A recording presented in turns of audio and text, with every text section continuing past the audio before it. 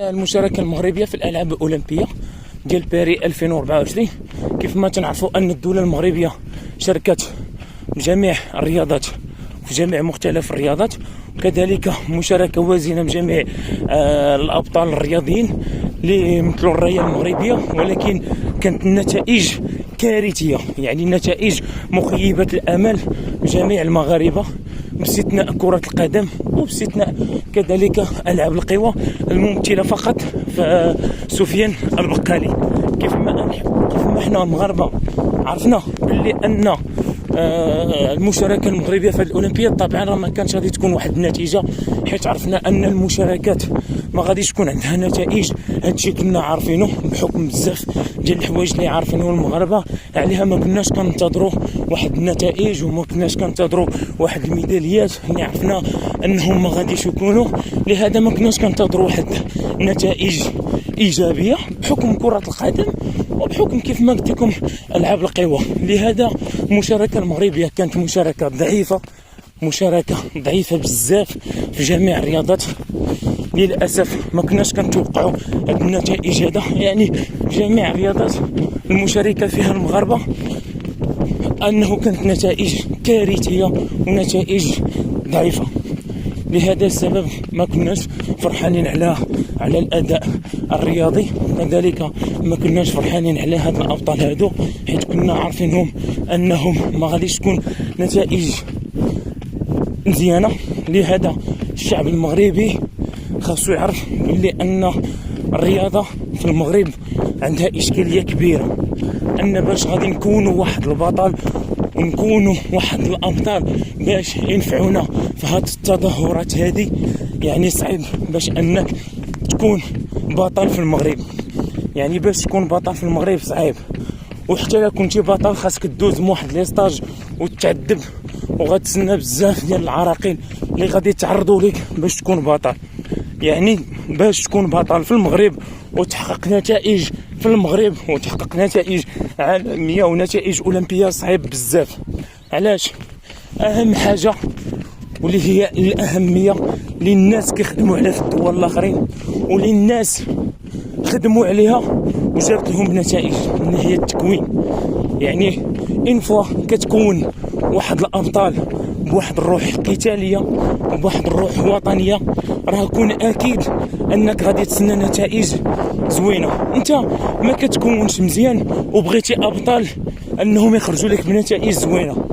راه تنشوفوا رؤساء ديال الجامعات، رؤساء ديال مختلف الجامعات الرياضيه راه ما كيتحركوش، يعني ما تيديروش واحد التنقيب، ما كيديروش واحد التكوين على المدى البعيد، ما كيحببوش الرياضات اللي هما كينتميو ليها. يعني داكشي عشوائي، تنظيم عشوائي، موسم رياضي كذلك يكون عشوائي. يعني بزاف ديال الحوايج اللي مازال ناقصيننا في المغرب رغم اننا الدول الناميه المتقدمه. يعني كيف ما تنعرفوا ان المغرب غادي ينظم كاس العالم، مازال ما عندناش ديك الثقافه الرياضيه وما عندناش ديك الروح الرياضيه وما عندناش تكوين.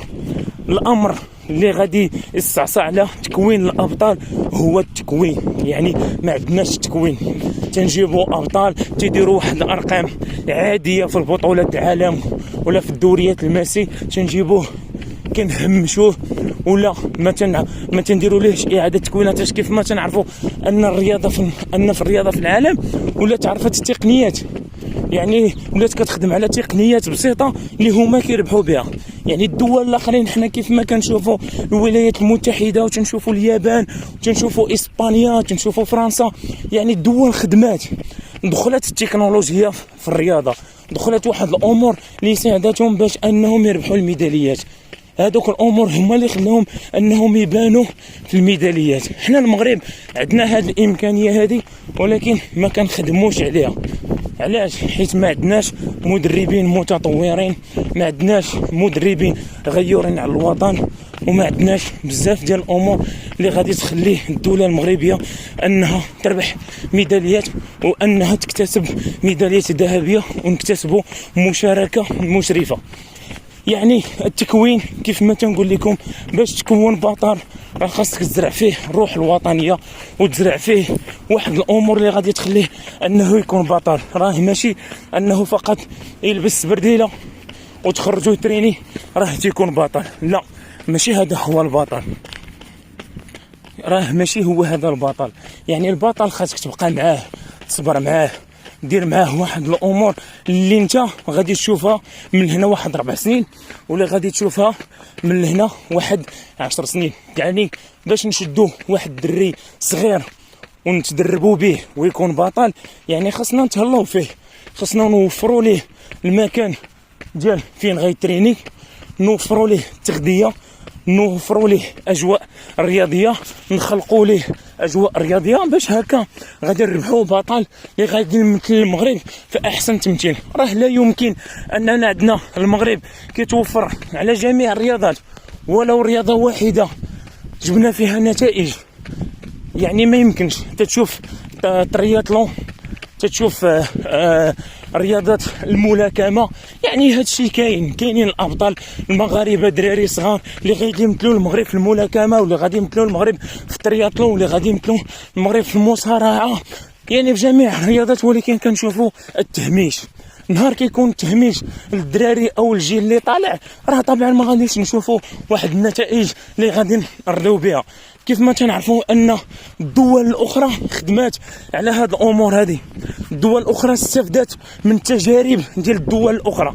يعني كمثال اليابان ما عمرهم كان عندهم ابطال في الرياضات ديال الماراثون. حنا المغرب عندنا ابطال في رياضه الماراثون قدام. اليابان عاد بدات كتدخل لها رياضه الماراثون. يعني كنشوفوا فرنسا، الولايات المتحده، كنشوفوا اليابان، هادو ما كانوش عندهم ابطال في الماراثون، ولينا تنشوفوهم دابا تيتنافسوا في الرياضه ديال الماراثون. يعني كيف ما تنعرفوا ان رياضه الماراثون اللي رياضه ماشي قويه، ولكن اليابان بحكم التطور ديالها التكنولوجي وكذلك التطور الولايات المتحده في هذه الامور ديال التكنولوجيا استفدوا منها في الرياضه. علاش حنا ما غنستافدوش كذلك؟ علاش حنا تنجيبوا واحد 2 بطلات ولا واحد 2 ابطال وتنشاركوا بهم حياتهم كامله؟ حياتهم كامله هما كيشاركوا غير في الماراثون ولو نتيجه، وهكاك وتنزيدوا نشاركوا بهم العام الجاي والاعوام الاخرى. علاش؟ عندنا ابطال تبارك الله نتهلاو فيهم، نساعدوهم، نخلقوا لهم اجواء رياضيه، نخلقوا لهم تكوين مستمر، ندخلوا التكنولوجيا في التغذيه، في النعاس، في بزاف ديال الحوايج اللي غادي تخليك انك انت غادي تزرع بطل وغادي تخلق بطل. راه لا يمكن انك ما غاديش تحرك انت كمسؤول جامعي، ما غاديش تحرك، راه طبعا ما غاديش تلقى بطل، وما غاديش تقول لي غادي نشارك ب 70 مشارك وما غادي تجيب حتى ميداليه مشرفه للبلد ديالك. يعني 70 مشارك وانت ما عندك حتى ميداليه ذهبيه، او انت عندك 70 مشارك وما عندك حتى ميداليه ذهبيه. علاش؟ سوء التسيير، العشوائيه في التسيير والعشوائيه في التكوين. يعني كنجيبوا واحد باه مسهل عليه الله، ولا كنجيبوا واحد باه ما عرف شكون هو واصل ولا شي حاجه وكنخدموا به. يعني نهار كتكون هاد الالعاب هذه، نهار كتكون ما غاديش يعطيك نتائج. علاش؟ حيت ما كونتيهش، جبتيه فقط انه يجي يلعب نيشان، ما عطيتيهش الروح الوطنيه، ما عطيتيهش بزاف لواحد الامور اللي غادي هو يكونوه بطل. كتجيبو واجد كيمشي كيلقى واحد النيفو طالع. يعني الا لقينا هادوك الدول، الا درنا واحد التفكير، وهاد الدول اللي ربحوا ميداليات، راه الا جينا نشوفوا راه انهم ربحوا واحد جزئيات صغيره، واحد جزئيات عاديه وكاينه في المغرب. يعني كمثال تطور التكنولوجي في الرياضه، ندخلوا التكنولوجيات في الرياضه. الناس بدات كتطور في الالعاب القوى، بدات كتطور في الترياطلون، بدات كتدخل تكنولوجيات في جميع الرياضه اللي غادي تخليها انه يلعبوا بها وغادي يمثلوا بها بلادهم وغادي يكونوا بها ابطال. حنا في المغرب كاين، ولكن المسؤول كتلقاه ما مسوقش للابطال، ما مسوقش للشباب. يعني يجيبهم دخلهم في واحد المركز التكوين، خدم بهم واحد 3 سنين وكتصيفطو يمشي بحاله. يعني ما كتكونوش، يعني كتعذبوه وكتضيع عليه الوقت ديالو وكتخليه انه تائه، ما عارفش انه يكمل القرايه، ما عرفش انه يزيد يخدم، ما عرفش انه خاصو يكون بطل ولا خاصو يقرا، والمجتمع والزنقه. المهم بزاف ديال الامور والعوامل اللي ما غاديش تخليك تكون بطل. انت عندك الالعاب الاولمبيه فيها 4 سنين، كل 4 سنين كتنظم في بلد، يعني 4 سنين سهله انك تكون فيها بطل، ولا كونتي فيها بطل غادي تلقى النتائج. راه 4 سنين كتغمض عينيك كتحلها 4 سنين، يعني ما غاديش نجيبوا هاد الابطال اللي شاركوا في الاولمبياد باري ومن اللي غادي يشاركوا في الاولمبياد ديال لوس انجلوس. خاصنا وجوه جديده، خاصنا ابطال جديده.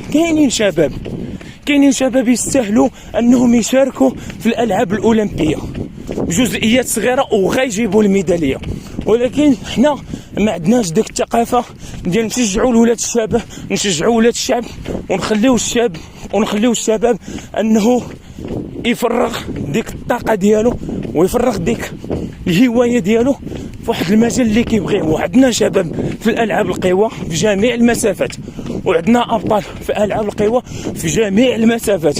عندنا دي ماراطوني، عندنا شباب دي ماراطوني، عندنا شباب طرياتلون ما لقاوش مساعده وما لقاوش الناس اللي غادي يعاونوهم. لهذا انا كنقول من هذا المنبر المشكل الوحيد ديال المغرب هو سوء التسيير.